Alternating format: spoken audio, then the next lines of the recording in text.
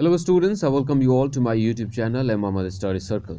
इस वीडियो में हम लोग बिहार बोर्ड क्लास 10th का जो चैप्टर है जिसका नाम है the artist written by Shiga Naoya, इसका डीप एक्सप्लेनेशन देखेंगे, इसको पढ़ेंगे और लाइन बाय लाइन इसका हम लोग समरी देखते चले जाएंगे। ठीक है, तो सबसे पहले हम लोग इस चैप्टर के जो राइटर हैं, जो ऑथर हैं शिगा नोया, इनके बारे में जान लेते हैं। तो शिगा नोया इनका बर्थ हुआ था 1883 में and he got died in 1971। 1883 में पैदा हुए, 1971 में मर गए।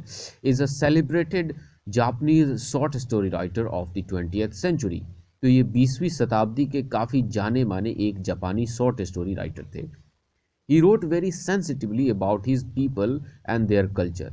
यह अपने लोगों के बारे में और अपनी संस्कृति, अपनी सभ्यता के बारे में काफ़ी संवेदनशीलता से लिखते हैं, है ना। और इन्होंने काफ़ी लिखा भी है। अब ये कह रहा है कि द आर्टिस्ट अनफॉल्स, ये जो चैप्टर है जिसका नाम है द आर्टिस्ट अनफॉल्स, का मतलब होता है सामने लाना, प्रेजेंट करना, खोल कर चीज़ों को बताना। तो ये चैप्टर हमें बतलाता है before us the world of A talented Japanese boys. तो ये जो चैप्टर है द आर्टिस्ट, ये एक काफ़ी टैलेंटेड जापानी लड़के की कहानी को, उसकी दुनिया को हमारे सामने प्रदर्शित करता है, जिसका नाम है क्या, सेबेई। जिसका नाम क्या है, सेबेई। ठीक है। It shows how the adult world often causes damage to such talents.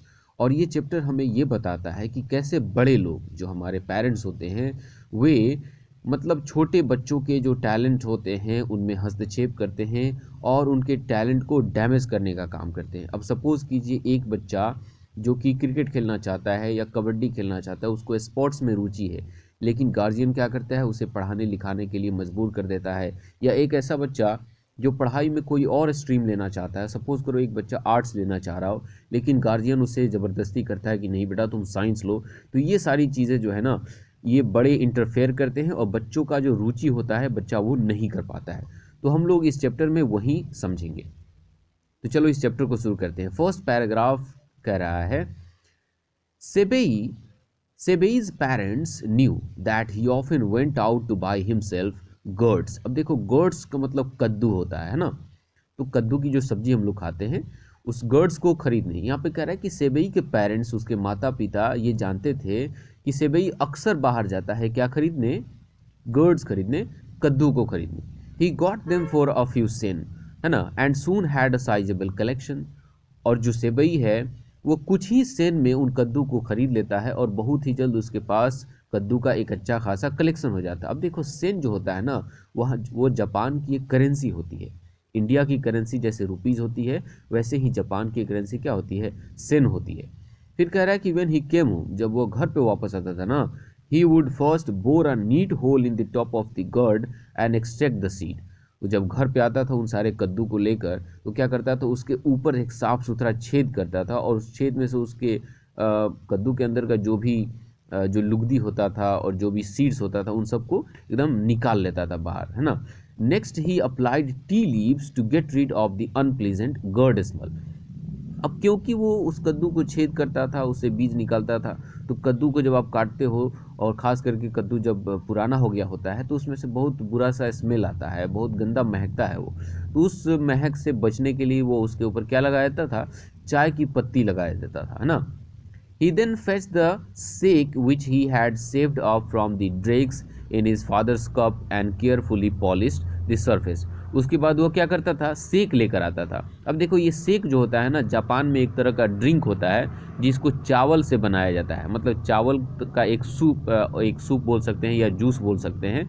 तो जो उसके फादर ने, और ड्रिंक्स का मतलब होता है जब मान लीजिए कि आप चाय पीकर जब कप रखते हो तो उसमें जो एक बूंद दो बूंद जो बच जाता है उसी को हम लोग ड्रिंक्स कहते हैं। मतलब अ फ्यू ड्रॉप्स हम समझ सकते हैं। तो जो सेक था उसका जो कुछ बूंद बचा हुआ था उसको लेकर आया और उसी से उसने क्या किया, उस कद्दू के सरफेस को पॉलिश कर दिया।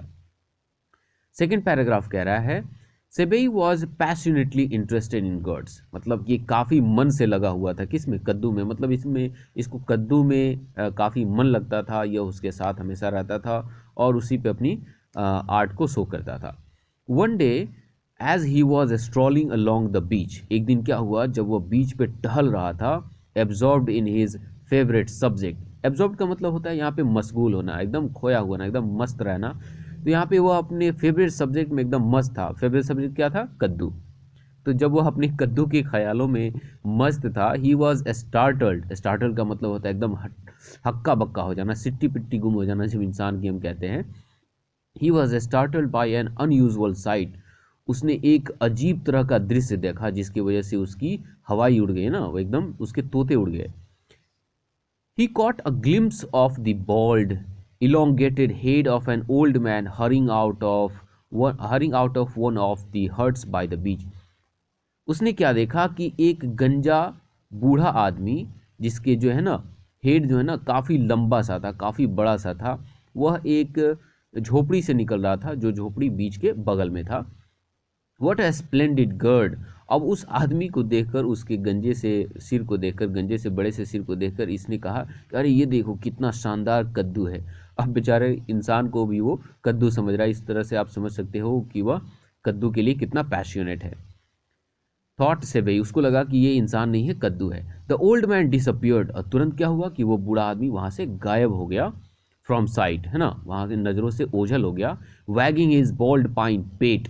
अपना वैगिंग का मतलब होता है हिलाते हुए, तो अपना सो जो बड़ा सा जो गंजा सा जो पाइन का मतलब होता है देवदार, चीड़ का पेड़। आपने देखा होगा देवदार का जो पेड़ होता है उस पे जो है ना छिलका नहीं होता है, तो वो काफ़ी स्मूथ होता है, उसके सरफेस काफ़ी स्मूथ होते हैं। जैसे कि आम का और शीशम का आप देखते हो उस पर छाला होता है, लेकिन देवदार के पेड़ पे छाला नहीं होता है। तो वैसे ही उसका जो हेड था वो बॉल्ड था, बिल्कुल गंजा था। और यहाँ पे पेट का मतलब वही हेड होता है, खोपड़ी होता है। तो अपने सिर को हिलाते हुए वहाँ से वह भाग गया, वो आदमी गायब हो गया। Only then did Sebei realize his mistake and he stood there laughing loudly to himself. उसके बाद उसको रियलाइज़ हुआ सेबई को, अरे ये तो इंसान था, ये कोई कद्दू नहीं था, और इस गलती पे वे खुद के ऊपर ज़ोर ज़ोर से हंस रहा था। ही laughed all the way home. और वह एकदम हंसते हंसते घर तक अपने वापस आया। When ever he past a grocery. जब कभी भी वह एक ग्रॉसरी स्टोर को पास करता था, एक किराना की दुकान को, अ क्यूरियो शॉप। देखो क्यूरियो शॉप का मतलब होता है एक आर्ट शॉप जहाँ पे खिलौने सारे रखे गए होते हैं, है ना, मूर्तियाँ रखी गई होती है। तो जब भी वह एक किराने के शॉप से, एक आर्ट के शॉप से, अ कन्फेक्शनर। देखो कन्फेक्शनर का मतलब जो होता है हलवाई। जब भी वो हलवाई के दुकान से होकर, इन सारी दुकान से होकर पास करता था, और in fact any place that sold gourds. और कोई भी ऐसा जगह जहाँ पे क्या बेचा जाता था?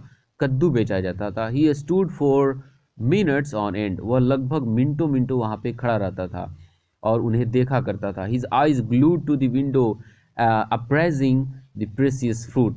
देखो ग्लूड किस मतलब होता है? चिपक जाना। ग्लू आपने देखा होगा, ग्लू जो हम लोग यूज़ करते हैं चीज़ों को चिपकाने के लिए, तो उसकी आंखें जो है ना हमेशा विंडो की तरफ ही होती थी। वह हमेशा खिड़की से झांकता रहता था और उस प्रीसियस फूड, देखो प्रीसियस का मतलब वैसा चीज़ जो काफ़ी अनमोल होता है, काफ़ी महंगा होता है। अब कद्दू क्या महंगा होगा भाई, लेकिन वो कद्दू में इतना इंटरेस्टेड था कि वही उसको काफ़ी प्रीसियस फ्रूट लग रहा था, तो वह हमेशा उस प्रीसियस फ्रूट को देखता रहता था। Paragraph 4। Seibei was 12 years old and still a primary school. Seibei कितने साल का था? 12 साल का था और अभी भी एक प्राइमरी स्कूल में ही था। After class, instead of playing with the other children, he usually wondered about the town looking for gourds. Class खत्म होने के बाद दूसरे लड़कों के साथ, दूसरे बच्चों के साथ खेलने के बजाय वह अक्सर सड़कों पे भटकता रहता था। किसकी तलाश में? तो कद्दू की तलाश में, है ना। कोई कद्दू कटेगा तो सब में बटेगा। Then in the evening, he would sit cross-legged in the corner of the living room, walking on his newly acquired fruit. फिर शाम में क्या करता था? वो अपने पैरों को एक दूसरे के ऊपर चढ़ाकर क्रॉस लेग करके घर के एक कोने में, लिविंग रूम के एक कोने में बैठ जाता था और जो नया कद्दू कलेक्ट करके ला रहा होता था उस पर वो काम करता रहता था। अब वही काम वो करता था। क्या काम करता था? When he had finish treating it का मतलब उसको, उसके ऊपर एक छेद करना, उसमें से सारे सीड्स को निकालना, ये सब जब वो कर लेता था, उसको पॉलिश करना। ही पॉर्ड इन अ लिटिल सेक। उसमें एक थोड़ा सा क्या डाल देता था? वहीं सेक डाल देता था, जो चावल का जो जूस होता है उसको डाल देता था। Inserted a cork stopper. और उसमें एक क्रॉक लगा देता था, सॉरी क्रॉक नहीं, कॉर्क लगा देता था। कॉर्क कहने का मतलब एक ढक्कन टाइप का लगा देता था ताकि वो जो जूस डाला है वो बाहर न निकले, है ना। Cork stopper which he had fashion himself. और उस कॉर्क को उसने खुद से बनाया था। wrapped it in a towel, फिर उस कद्दू को वो क्या करता था, एक टॉवल में लपेट देता था, put this in a tin specially kept for the purpose, and finally place the whole thing in the charcoal foot warmer।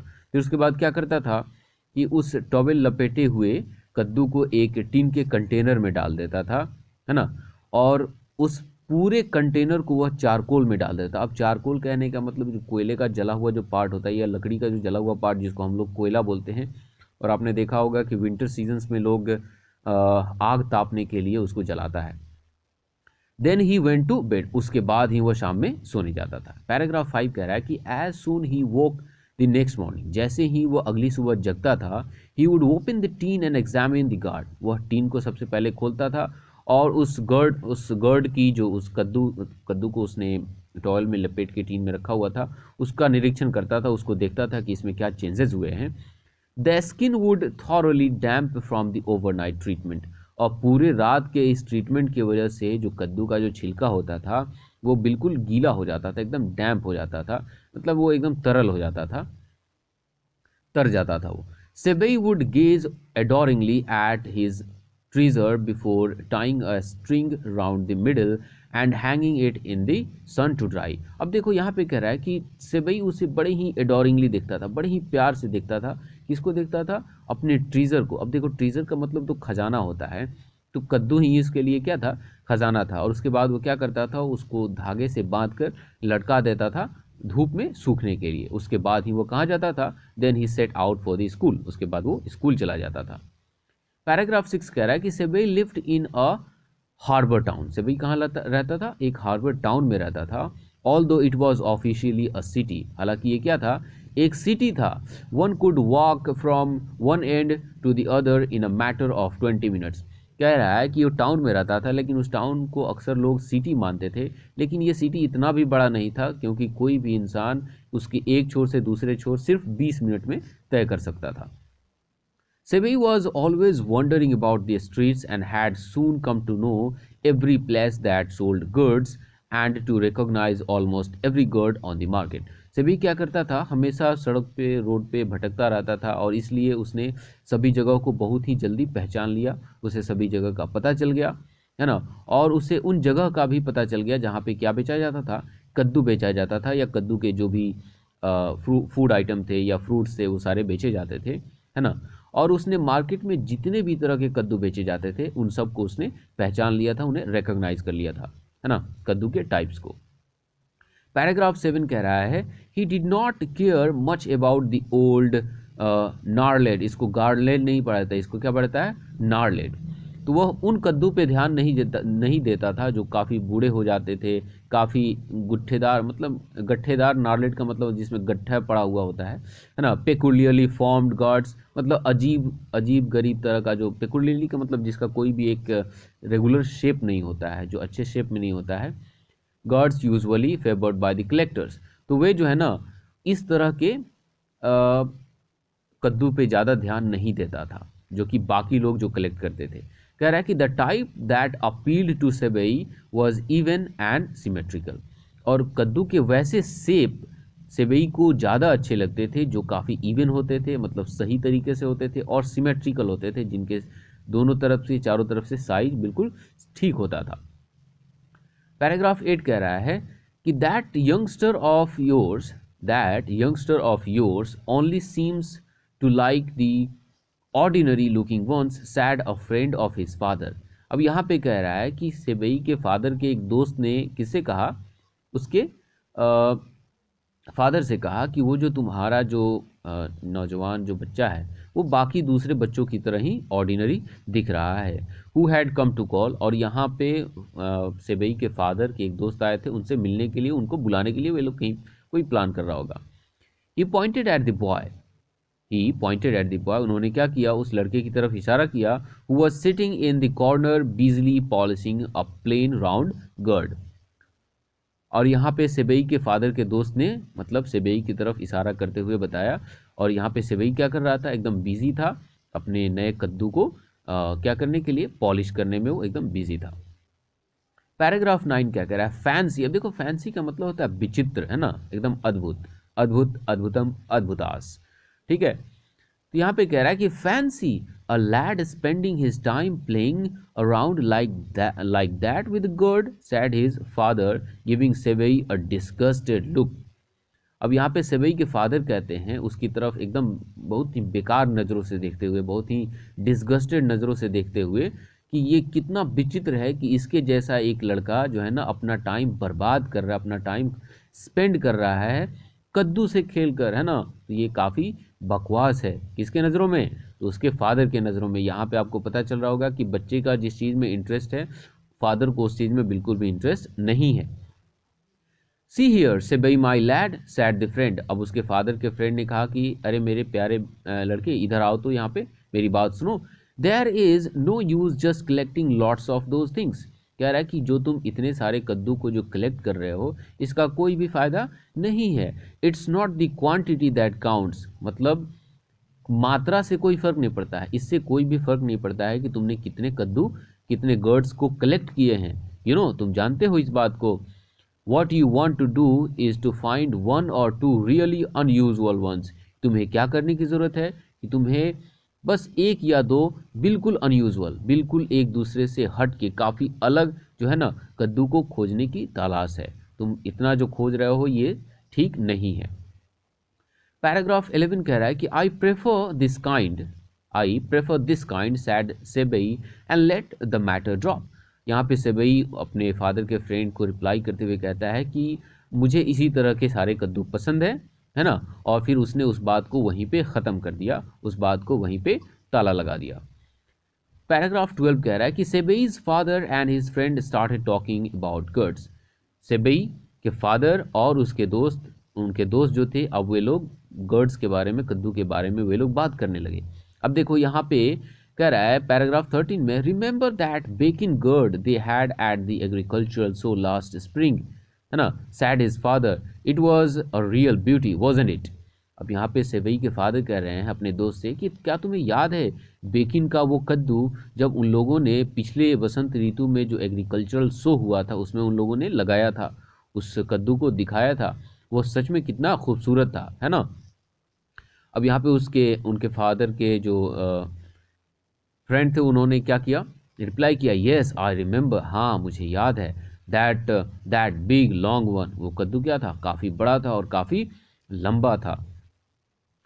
Paragraph 15, as Seibei listened to their conversation. कह रहा है कि सेवई जो है ना, सेवई क्या कर रहा था, उन दोनों की बातों को सुन रहा था।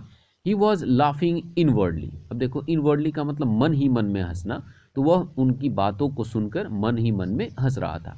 The Bakin gourd had made quite a stir at the time. उस समय जो बेकिन का जो कद्दू था उस समय उसने काफ़ी सनसनी मचा के रखी थी। देखो स्टर का मतलब होता है एकदम खलबली मचा देना, एकदम आग लगा देना, आग लगा देंगे, आग लगा देंगे, आग लगा देंगे। But when he had gone to see it, लेकिन जब वो उस कद्दू को, कौन, बेकिन के कद्दू को कौन देखने गया था, सेवई देखने गया था। और यहाँ तक कि सेवई को आइडिया भी नहीं था, having no idea of course who Bakin might be, कि बेकिन का मतलब भी क्या है। He had found it rather a stupid looking object and had walked out of the show। और वो बेकिन का कद्दू सेबई को बिल्कुल भी पसंद नहीं आया और इसलिए वह शो को छोड़कर बाहर निकल आया था। Paragraph 16, I did not think so much of it.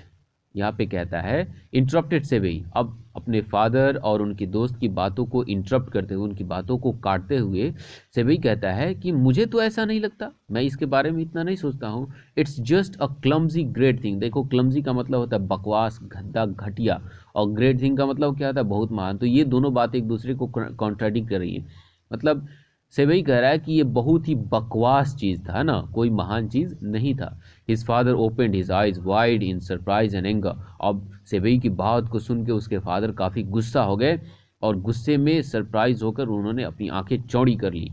और फिर क्या कहा पैराग्राफ 18 में, व्हाट्स दैट, अरे तुम क्या कह रहे हो, ही शाउटेड, चिल्लाते हुए। When you don't know what you are talking about you'd better shut up. कि जब तुम ये जब तुम ये नहीं जानते हो कि तुम आखिर बोल क्या रहे हो, तुम किस बारे में बात कर रहे हो, तो बेहतर होगा कि तुम चुप ही रहो। सेबई डिड नॉट से अनदर वर्ड। और उस बात को सुनकर सेबई बिल्कुल चुप हो गया, उसने एक शब्द भी नहीं कहा। तो अब ये वीडियो हो गया है 20 मिनट का, ठीक है। तो इस वीडियो को हम लोग यहीं पे करते हैं दी एंड। और फिर मिलते हैं पार्ट 2 में फ्रॉम पैराग्राफ नंबर 19। तो एक्सप्लेनेशन कैसा लगा आप कमेंट में करके बताएं, ठीक है। अगर एक्सप्लेनेशन आपको अच्छा लगा होगा तो आप अद्भुत अद्भुतम अद्भुतास बोल सकते हो, जो हमारे प्यारे रवि किशन जी का डायलॉग है, ठीक है। तो मिलते हैं पार्ट 2 में, तब तक के लिए बाय बाय।